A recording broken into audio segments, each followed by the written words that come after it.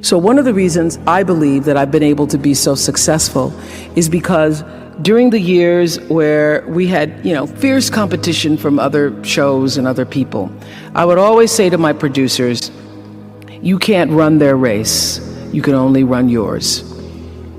And you really can only run what you're doing. You can't even worry about your own fellow producers. You can only run your own race. That lesson that Glinda the Good Witch gives to the Wicked Witch of the West when she says, go away, you have no power here, that's a powerful lesson. Because I have seen over the years in so many interviews and even in my real life experiences, people losing their power because you're giving your power to other people. You lose your power when you try to take control of somebody else's energy because you have no power in any energy field other than that which is your own. And your real job in life is to figure out, how do you master your field? How do you do that? By consistently choosing love, by living in the space of gratitude, and knowing that that power that you feel from time to time comes from a source that is greater than yourself. Because nobody gets out of here alone. Nobody is making it alone. And when you are trusting when you are afraid, when you are sad, when you are unable to make a decision, when you are challenged, when you are moving in the direction of all that which is fearful, it's because you're trusting in your own power. I couldn't get here by my little bitty ego self. When you look at where I've come from, a little town, apartheid town in Kosciuszko, Mississippi in 1954, where there were more lynchings of black men per capita than any place else in the world, where you had to be off the streets, literally, when white people walked down the streets, where there was no vision or hope for you as a black man or black woman other than being a domestic or teaching in the colored school. And my ability to step into literally the flow and grace that I call God is what has gotten me here. And I consistently mind that, because having a spiritual life isn't something that you can attain because you already are a spiritual life. Pierre Teilhard de Chardin said, we're spiritual beings having a human experience. I know this to be true. So it's not like you can go out seeking a spiritual life. You already are one. And the real job is for you to become aware of the soul's calling and the spirit that resides in, above, around, and through you, and be about the business of fulfilling that. There is no one else in creation like you. There's nobody like you. And what you've come to do and what you have to offer is like no other, even if they're all doing the same thing. There is no real doing in the world without being first. For me, being, your presence, your connection to yourself and that which is greater than yourself is far more important than what you do, but also is the thing that fuels what you do. And I know that one of the things that is so important for what happens here at the graduate school is that you have leaders who are self-actualized and understand what your contribution to change the world can be. You can only do that if you know yourself. You can only do that you cannot do it unless you take the time to actually know who you are and why you are here. Now, I happen to know for sure that every human being comes called, and that the calling goes beyond the definition of what your job is. There is an innate, supreme moment of destiny for everybody. And that's why when I was in Baltimore, I could feel this isn't it, this isn't it. And then in Chicago, after 25 years of success on the show, I started to feel this isn't it, there's something more, something more, something more that's calling me to what is the supreme moment. And everybody has that. And you cannot fulfill it unless you have a level of self-awareness, to be connected to what is the inner voice or the instinct. I call it your emotional GPS system that allows you to make the best decisions for yourself. And every decision that has profited me has come from me listening to that inner voice first. And every time I've gotten into a situation where I was in trouble, it's because I didn't listen to it. I overrode that voice, that instinct with my own head, my own thinking. I tried to rationalize it. I tried to tell myself, but okay, you're gonna make a lot of money. Oh no. And so I sit here profitable, successful by all the definitions of the world. But what really, really, really resonates deeply with me is that I live a fantastic life. My inner life is really intact. I live from the inside out. And so everything that I have because I let it be fueled by who I am and what I realize my contributions to the planet. And what my real contribution is, it looks like I was a talk show host. It looks like, I'm in the movies. It looks like, I have a network. But my real contribution, the reason why I'm here, is to help connect people to themselves and the higher ideas of consciousness. I'm here to help raise consciousness. I live by the third law of motion in physics. For every action, there's an equal and opposite reaction. That is my religion. I know that what I'm thinking and therefore going to act on is going to come back to me in a circular motion, just like gravity, like what goes up comes down. And so what also propels the action is the intention. So I don't do anything without being fully clear about why I intend to do it, because the intention is going to determine the reaction, the result, or the consequence in every circumstance. I don't care what it is. Everything is fueled that comes from me really wanting to be a better person on earth. And this is what I know to be true. One of the reasons why I live such a fantastic life is because I pay attention. I pay attention to my life. And your life is your greatest teacher. Every single thing that's happening to you every day, your joys, your sadnesses, your challenges, your worries, everything is happening to bring you closer to in here. Everything is trying to take you home to yourself. And when you're at home with yourself, when you're solidly there, connected to whatever you call creation, even if you don't call it anything, connected to an energy force that has unlimited power for you, when you can connect to that, you are your best. One of my greatest lessons came from a guy who wrote a book called Seed of the Soul. I was doing him on the show, and I started talking this consciousness, spiritual talk, 2 months after I started the show. And my producers would all be like, oh God, there she goes again. But I knew that even though masses of people were not tuning in for that the whole purpose of that platform was to try to lift people up.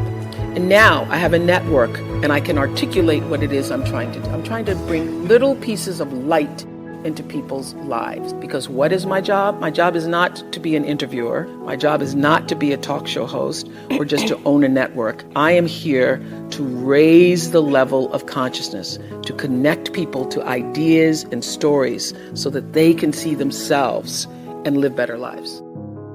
How do you change a person's life? I had, prior to starting my school in South Africa, I had this big idea that I was going to, that I was going to take 100 families out of the projects of Green, and I was going to give them a new life, and I was going to buy them homes and stuff. And that did not work. It failed miserably. I had a Big Sister program that I started, failed miserably. So I realized that for me, first of all, I realized you don't change, as you all are recognizing through the SEED program, you first have to change the way a person thinks and sees themselves. So you've got to create a sense of aspiration, a sense of hopefulness, so a person can begin to even have a vision for a better life. And if you can't connect to that, then you lose. You lose and they lose. And it's just money after money after money. So for me, it's using my philanthropy to do what I have found to be enormously helpful. You know, the light in my life was education. So for me, in the beginning, when I started to make money, especially when it's published, everybody and their brother, and then you've got to make a decision. Am I going to do what everybody else wants me to do? Or am I going to be led by who I really am? And I learned, as will happen to anybody who's successful in your family, people start treating you like the First National Bank, and you've got to decide. You've got to draw the boundaries yourself and decide how are you going to use your money, your talent, your time in such a way that it's going to serve you first, because if it doesn't allow you to be filled up, then you get depleted. So my decisions are now emotional and logical, meaning I choose education, but I do it in such a way that's actually going to benefit the person that I'm serving. Then it's not just, oh, I want to help people. When people show you who they are, believe them the first time. Live your life from a point of view of truth, and you will survive everything. Everything. I believe even death. You will survive everything if you can live your life from a point of view of truth. That took me a while to get, pretending to be something I wasn't, wanting to be somebody I couldn't, but understanding deep inside myself when I was willing to listen that my own truth, and only my own truth, could set me free. Turn your wounds into wisdom. You will be wounded many times in your life. You'll make mistakes. Some people will call them failures. But I have learned that failure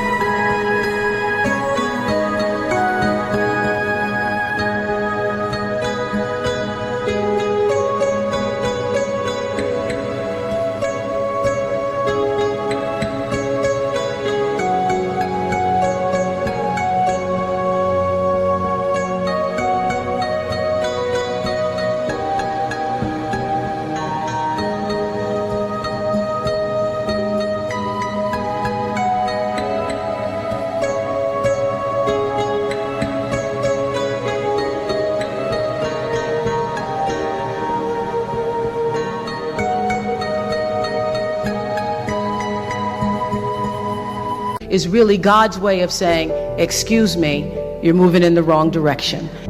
I remember being taken off the air in Baltimore, being told that I was no longer being fit for television and that I could not anchor the news because I used to go out on the stories.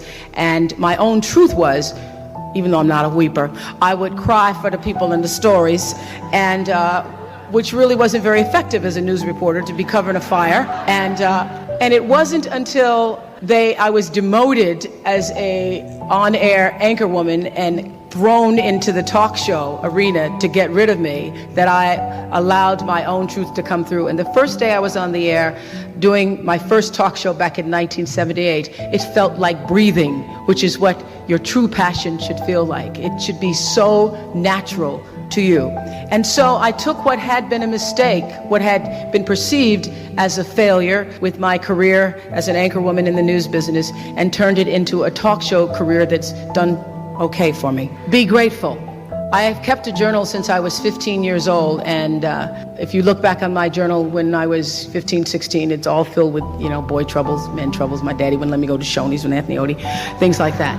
As I've grown older, I've learned to appreciate living in the moment, and I ask that you do too. I've asked all of my viewers in America and across the world to do this one thing. Keep a grateful journal. Every night, list 5 things that happened this day, in days to come, that you are grateful for. What it will begin to do is to change your perspective of your day and your life. I believe that if you can learn to focus on what you have, you will always see that the universe is abundant and you will have more. If you concentrate and focus in your life on what you don't have, you will never have enough. Be grateful. Keep a journal. Create the highest grandest vision possible for your life, because you become what you believe. When I was a little girl, Mississippi, growing up on the farm, only buckwheat is a role model, watching my grandmother boil clothes in a big iron pot through the screen door because we didn't have a washing machine and made everything we had. I watched her and realized somehow inside myself and the spirit of myself that although this was segregated Mississippi and I was colored and female, that my life could be bigger, greater than what I saw. I remember being 4 or 5 years old. I certainly couldn't articulate it, but it was a feeling, and a feeling that I allowed myself to follow. I allowed myself to follow because if you were to ask me what is the secret to my success, it is because I understand that there is a power greater than myself. If you can be still long enough in all of your endeavors, the good times, the hard times, to connect yourself to the source. I call it God. You can call it whatever you want to, the force, nature, Allah, the power. If you can connect yourself to the source and allow the energy that it is your personality, your life force, to be connected to the greater force, anything is possible for you. I am proof of that. I think that my life, the fact that I was born where I was born, in the time that I was, and have been able to do what I've done, speaks to the possibility, not that I am special, but that it could be done. Hold the highest, grandest vision for yourself. I'm not afraid, because I know that all of us have limited time here. But the real question is, who are you and what do you want to do with it? And how are you going to use who you are? My favorite line.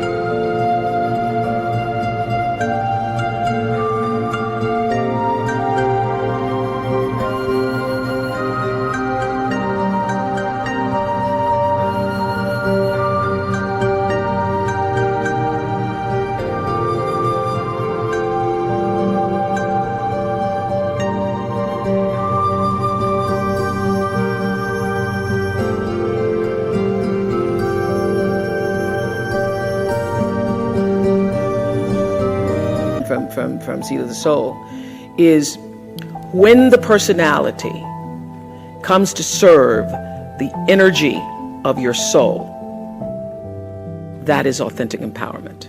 When you align your personality with what your soul came to, and everybody has it, align your personality with your purpose, and nobody can touch you. And you wake up every day and you are fired up. You're like, oh my God, another day. It's so great. Because everybody has a purpose. So your whole thing is to figure out what that is. Your real job is to figure out why you're really here, and then get about the business of doing that. That's it. So how do you continue to prepare yourself to live out the highest, fullest, truest expression of yourself as a human being? And I just want to end with this. Yeah. There are no mistakes. There really aren't any, because you have a supreme destiny. When you're in your little mind, in your little personality mind, where you're not centered, where you really don't know who you are, that you come from something greater and bigger, and that we really all are the same. When you don't know that, you get all flustered. You get stressed all the time, wanting something to be what it isn't. There's a supreme moment of destiny calling on your life. Your job is to feel that, to hear that, to know that. And sometimes when you're not listening, you get taken off track. You get in the wrong marriage, the wrong relationship, you take the wrong job. Yeah, but it's all leading to the same path. There are no wrong paths. There are none. There's no such thing as failure, really, because failure is just that thing trying to move you in another direction. So you get as much from your losses as you do from your victories, because the losses are there to wake you up. So when you understand that, you don't allow yourself to be completely thrown by a grade or by a circumstance, because your life is bigger than any one experience. And if I always ask people on Super Soul Sunday to tell me, what would you say to your younger self? Every person says in one form or another, I would have said, relax, relax. It's going to be okay. It really is going to be okay. Because even if you're on a detour right now, and that's how you know when you're not at ease with yourself, when you're feeling like, shouldn't be there, that is the cue that you need to be moving in another direction. Don't let yourself get all thrown off, continue to be thrown off course. When you're feeling off course, that's the key. How do I turn around? So when everybody was talking about, when I started this network, if I had only known, good Lord, how difficult it would be. The way through the challenge is to get still and ask yourself, what is the next right move? Not think about, oh, I got all of this stuff. What is the next right move? And then from that space, make the next right move and the next right move. And not to be overwhelmed by it, because you know your life is bigger than that one moment. You know you're not defined by what somebody says is a failure for you, because failure is just there to point you in a different direction.